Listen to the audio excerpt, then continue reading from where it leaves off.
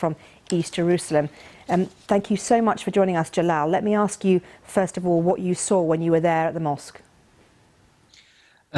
Today's scenes were not as violent as yesterday. Today's scenes were in the periphery of the mosque.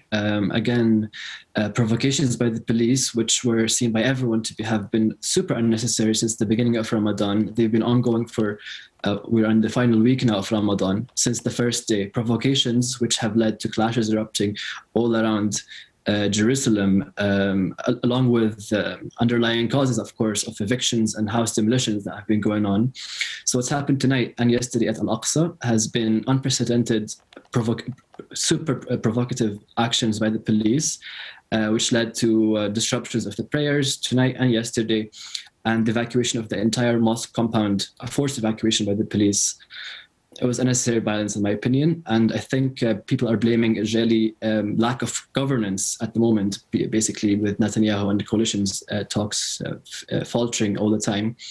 There is chaos in Jerusalem that is caused by an irresponsible provocation by the Israeli police. What do you think? Why do you think it's irresponsible and provocation?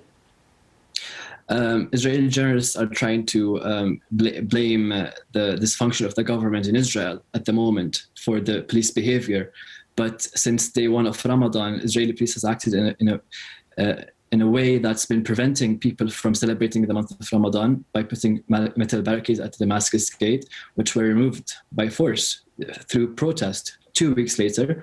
And then following that, there's been provocations at the Sheikh Jarrah neighborhood, where protesters who were protesting against evictions and house demolitions and the ethnic cleansing of the neighborhood, they were repeatedly crushed by the Israeli police, while their neighboring settlers who were occupying the opposite house didn't receive any such treatment by the police. And now Al-Aqsa, that's where the most recent clash has been spilling over. Israeli police last night raided Al-Aqsa, which was, saw no reason. It basically riled up feelings and emotions across the entire Palestinian community in Jerusalem and all over Palestine. Today, Israeli police tried to prevent worshippers from arriving to Al-Aqsa from cities within, basically citizens of Israel were blocked from entry to Jerusalem. There were checkpoints set up on the highways, which led to people walking down from the buses, coming from Al-Fahim, coming from Abu Ghosh, coming from the north of Israel, basically. They were blocked on their paths by the police on the highways.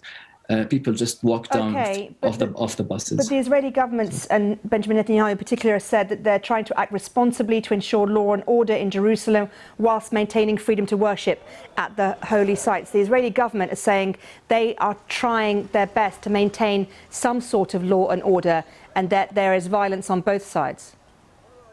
There was a similar example 3 years ago, 2017, where there were similar provocations and like increasing violence in Ramadan at Al-Aqsa and in Jerusalem.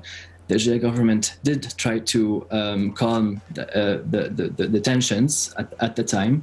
We haven't seen any sign of direct action by the Israeli government to actually intervene and stop what is going on and decrease the tension. What I do believe is that the Netanyahu government are not interested enough to calm tensions, because they would want to distract from whatever political troubles they're facing. Basically, they hadn't intervened as we had seen before in years past. Okay, well, Jalal Abu Khater, it's good to talk to you. I'm afraid we're out of time, but thank you so much for talking to us.